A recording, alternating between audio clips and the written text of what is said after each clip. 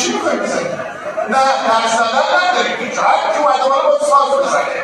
خب این نیمبون بزنه، نیمبون بزنه به شکم تو من آفرین بلدی یا بلدی نیمبون بزنه بریش باید سیجی حالش رو تماشا کن به کاری نکردنش ببین الان چی کار میکنه نیمبون کن قشنگ خوب بالش کن اینجوری نجاده برو رو با کنه قشنگ